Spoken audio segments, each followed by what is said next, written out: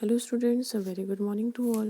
हम लोग पढ़ने जा रहे हैं क्लास 7 का chapter number 24, institutional representation of democracy. Last chapter में हमने पढ़ा था कि सिविक्स के लास्ट चैप्टर में हमने पढ़ा था 23 चैप्टर में कि जो बेसिक आइडियाज़ एंड वैल्यू हैं डेमोक्रेसी के, इसके बारे में, है ना। हम इसके बारे में पढ़ने जा रहे हैं। ये जो चैप्टर का नेम है इंस्टीट्यूशनल रिप्रेजेंटेशन ऑफ डेमोक्रेसी। इसमें यूनिवर्सल अडल्ट फ्रेंचाइज ये क्या होता है? तो ये है when the right to vote और franchise is given to every adult in a state. जब 18 साल का कोई भी व्यक्ति, जब उसके पास वोट देने का अधिकार हो जाता है, तो वो यूनिवर्सल अडल्ट फ्रेंचाइज कहलाता है। क्लियर? अब हम बात करेंगे rational behind the universal adult franchise और मेरिट्स और of the universal adult franchise. अगर हम बात करें इसकी मेरिट्स क्या है, सबसे पहले क्या है? पहला, it is based on political equality. Second, it establishes a true democratic government. Third, it makes the government responsible to all. अगर हम इलेक्शंस की बात करें तो in a democracy people have representative government. It is through election that people elect their representative who form the government. बात करते हैं अगर importance of election in a democracy, क्या है डेमोक्रेसी में इलेक्शन का इम्पोर्टेंस, तो हम ये देखेंगे कि all the citizens in a modern democracy can not run the administration, only their representative can do it for them. In order to choose such representatives election are a must. Second है, through election alone the people can change the government if it has not fulfilled its promises. कहने का मतलब हम election में जो जिस government को हमने पहले चूज़ किया था, हम उसको चेंज कर सकते हैं। अगर उसने वर्क नहीं किया है हमारे अकॉर्डिंग और अपनी प्रोमिसेस को फुलफिल नहीं किया है, तो हम उसको चेंज कर सकते हैं नेक्स्ट इलेक्शन में। It is through election that an effective control can be maintained on the executive. Without election a democratic government can not be set up. It has been rightly said, no elections no democracy. ठीक है, अगर हम बात करें कि reasons for the adoption of secret ballot, secret ballot का adoption का कारण क्या हुआ, तो in a secret ballot the voters can express their choice freely and without any fear, है ना। एंड नेक्स्ट है हमारा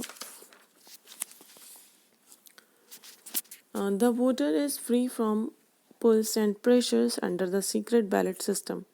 सीक्रेट बैलेट सिस्टम बहुत ही अच्छा था। उसमें जो वोटर होता था उसके ऊपर कोई भी ना प्रेशर था, बल्कि वो बहुत ही अच्छे से बैलेट जो है सेक्रेट बैलेट सिस्टम पे अपना वोट दिया करता था। It brings the desired changes but without any ill feeling and negative attitude. बात करें अगर different processes involve in an election, क्या होते हैं डिफरेंट प्रोसेस इलेक्शन में? सबसे पहला है अनाउंसमेंट ऑफ इलेक्शन डेट्स। पहले इलेक्शन डेट्स की अनाउंसमेंट की जाती है, फिर सिलेक्शन ऑफ कैंडिडेट, कैंडिडेट को सेलेक्ट किया जाता है, फिर फिलिंग द नॉमिनेशन पेपर्स, है ना, और नॉमिनेशन पेपर्स को फिल किया जाता है। There scrutiny, withdrawal of nomination by the candidates and publication of final list. And fourth है अलॉटमेंट ऑफ सिम्बल्स, उनके सिंबल भी अलॉट किए जाते हैं। फिफ्थ है issuing of election manifestos. Election manifesto होता है, हर किसी का अपना अपना मैनिफेस्टो होता है जिसमें वो अपनी अपनी प्रोमिसेस को उसमें क्लियर करता है। कैंपेनिंग, उस टाइम फिर उसके बाद में कैंपेन होता है ना, पोस्टर्स वगैरह, स्पीचेस वगैरह, ये सब जो है इनका इंतज़ाम अच्छे से किया जाता है। सेवन्थ है voting, counting of votes and declaration of results. फिर है फिलिंग ऑफ इलेक्शन पिटिशन, है ना। अब हम अगर बात करें पॉलिटिकल पार्टीज़ की, तो पॉलिटिकल पार्टी क्या होती है? तो अ ग्रुप ऑफ पर्सन्स, जब एक ग्रुप ऑफ पर्सन्स की सेम आइडियोलॉजी हो जाए, सेम ओपिनियन हो जाए, हाँ, अपने देश को लेकर के और अपने देश को गवर्न करने को लेकर के, तो उसको हम एक पॉलिटिकल पार्टी कहते हैं। Importance of political parties in a representative democracy क्या है? पहला है a great majority of the people think that if there are no political parties there is no democracy. जाहिर सी बात है कि हमेशा डेमोक्रेटिक कंट्री में पॉलिटिकल पार्टीज़ होती हैं। यही पॉलिटिकल पार्टी एक डेमोक्रेटिक कंट्री की पहचान होती हैं, क्योंकि अगर हमारे पास ऑप्शंस होंगे पॉलिटिकल पार्टीज़ के तभी तो हम वोट कर पाएंगे, नहीं तो हम चाइना की तरह बिल्कुल एक ही पार्टी को वोट करें, कम्युनिस्ट पार्टी, है ना। तो हमारे देश में क्या है, मल्टीपल पार्टीज़ हैं, हम जिसे चाहें उसे चूज़ कर सकते हैं। In a democracy every party tries to form the government. Third है political parties put their own programmes and policies before the public during the elections. Fourth है हमारा वाइल द पार्टी और parties in power defend their programmes and policies. कहने का मतलब अब इसमें क्या है कि जो अलग अलग पॉलिटिकल पार्टीज़ हैं वो एक दूसरे की बुराइयां करती हैं, एक दूसरे की कमियों को बताती हैं, ठीक है, जिससे उनको मौका भी मिलता है अपनी कमी को सुधारने का, प्लस और काफ़ी क्रिटिसाइज होता है एक दूसरे का, ताकि जो उनके अंदर कमियां हैं वो फुलफिल की जा सकें। अब इसमें कुछ नेशनल पार्टीज़ होती हैं एंड कुछ स्टेट पॉलिटिकल पार्टीज़ होती हैं। यहाँ पे कुछ नेम दिए गए हैं, वो आप अच्छे से इसमें देख लीजिएगा, और अगर किसी को कोई डाउट आता है तो वो पूछ सकता है, ठीक है। अब हम बात करते हैं पॉलिटिकल पार्टीज़ इन इंडिया।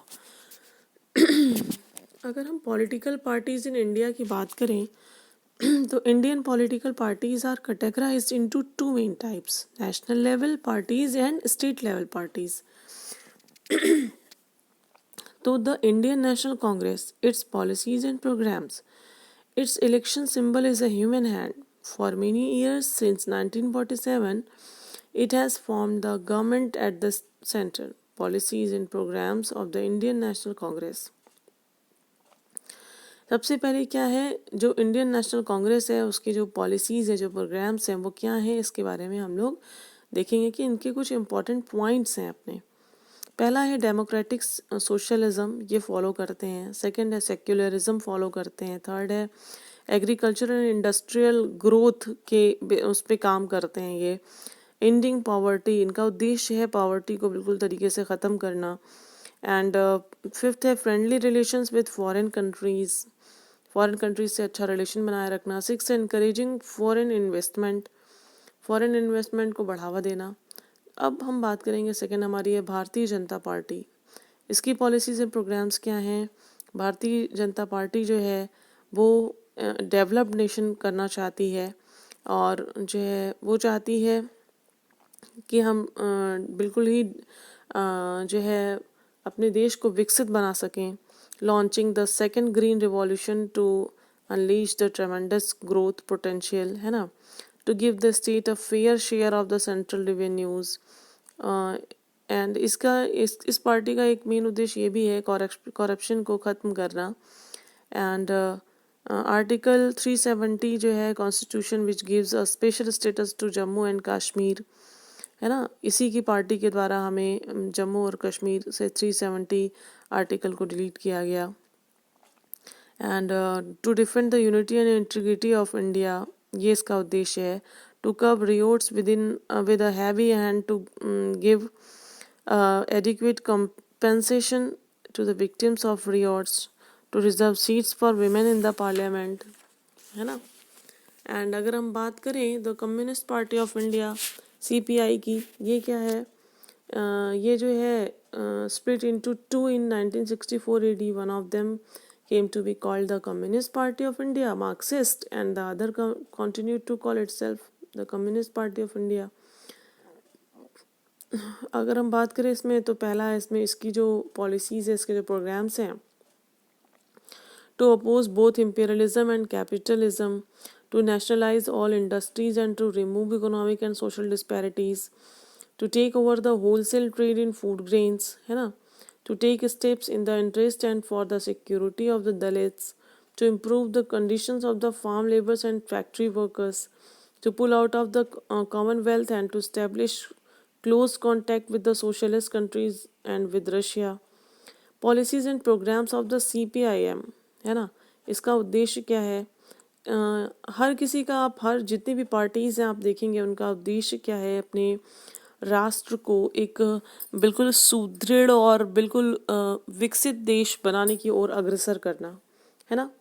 अब हम अगर बात करें कि रोल ऑफ अपोजिशन पार्टीज़, इनका रोल क्या होता है, तो बहुत ही इम्पॉर्टेंट रोल प्ले करती हैं ये। क्या, जैसे पहला है कि the opposition checks the government and opposes any major of the government if it is threat of the citizens right और is harmful of the for the country. वहाँ पे अपोजिशन बड़ा काम करता है जहाँ पर हमारे देश के लिए कुछ हानिकारक जो डिसीजंस है उस पॉलिटिकल पार्टी यानी जो गवर्नमेंट है उसके द्वारा अगर लिया जाता है तो। सेकेंड है, it constructively criticise the policies and programmes of the government during question hour daily.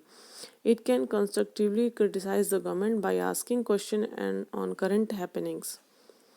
Third है हमारा, the opposition can move no confidence motion and adjournment motions against the government.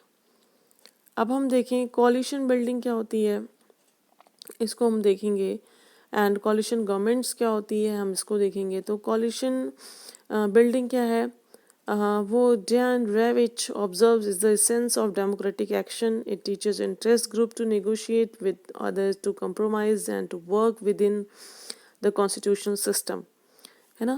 And by working to establish coalition group with the difference, learn how to argue peaceably, how to pursue their goals in a democratic manner. coalition government क्या है, जब कोई single party जो है fail हो जाती है अपनी गवर्नमेंट बनाने में, उस टाइम में जब कोई एक पार्टी आके और जुड़ जाती है उसमें, जैसे